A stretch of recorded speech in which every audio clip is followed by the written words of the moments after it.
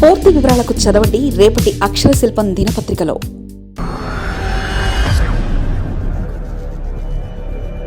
TDP నేతలు అత్యుత్సాహంతో జేజేలు కొట్టి పొగిడేసి పడేస్తున్నారయ్యా.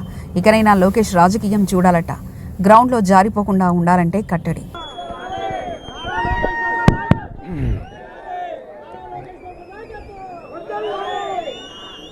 టీడీపీ నేతల అత్యుత్సాహంతో నారా లోకేష్ను ప్రజల్లో పల్చన చేస్తున్నారు. ఆయన స్వయంగా రాజకీయంగా ఎదగాల్సిన సమయంలో తమ పదవులను కాపాడుకునేందుకు కొందరు, పదవులు పొందేందుకు మరికొందరు లోకేష్ను పొగడ్తలతో ముంచెత్తున్నారు. పార్టీ కార్యక్రమాల వరకు ఈ భజన కార్యక్రమం ఉంటే పెద్దగా లోకేష్కి ఇబ్బంది ఉండదు. కానీ సోషల్ మీడియాలోనూ జాతీయ మీడియాలోనూ లోకేష్ను పొగిడేందుకు నేతలు పోటీ పడుతున్నారు. సీనియర్ నేతల నుంచి జూనియర్ నేతల వరకు ఇదే పనిగా ఉన్నారనిపిస్తుంది. లోకేష్కు మేలు చేద్దామని భావించి ఒక రకంగా వారు నష్టం చేకూరుస్తున్నట్లు పార్టీ అధినేత చంద్రబాబు నాయుడు గుర్తించి వారిని కట్టడి చేసే పనిలో పడ్డారు. తమ పార్టీకి చెందిన యువ నాయకుడిని ప్రశంసించడంలో తప్పలేదు. ఆయన దృష్టిలో పడడానికి అనేక మార్గాలున్నాయి. నిజానికి నారా లోకేష్ 10 ఏళ్ల నుంచి రాజకీయాల్లోనే ఉన్నారు. నాడు బ్యాక్ హ్యాండ్ టీంలో ఆయన పార్టీ కోసం పనిచేశారు. 2014 నుంచి ఆయన ప్రత్యక్ష రాజకీయాల్లోకి వచ్చారు. లోకేష్కి ఇంకా సమయం ఉంది.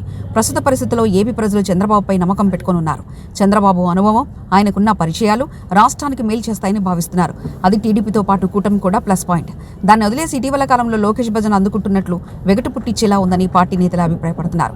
నిజానికి 2024 ఎన్నికలకు ముందే లోకేష్ యువగలం పాదయాత్ర నిర్వహించి తనకంటూ ఒక స్థానాన్ని ఏర్పరచుకునే ప్రయత్నం చేశారు. కొంతవరకు సక్సెస్ కూడా అయ్యారు. కార్యకర్తలకు లోకేష్ అండగా ఉంటారన్న పేరు తెచ్చుకున్నారు. అయితే మరికొంతకాలం లోకేష్కు సమయం ఇవ్వాల్సి ఉంటుందని కొందరు సీనియర్ నేతల అభిప్రాయం. తానంతటా తానుగా లోకేష్ మంత్రిగా, నేతగా, పార్టీ లీడర్గా నిరూపించుకోవాల్సి ఉంటుంది. ఆ సమయం ఇవ్వకుండానే అత్యుత్సాహం ప్రదర్శిస్తూ లోకేష్కున్న క్రేజ్ను కూడా దిగజార్చేలా వ్యవహరిస్తుండటంపై చంద్రబాబు ఇటీవల సీరియస్ అయినట్లు తెలిసిందే.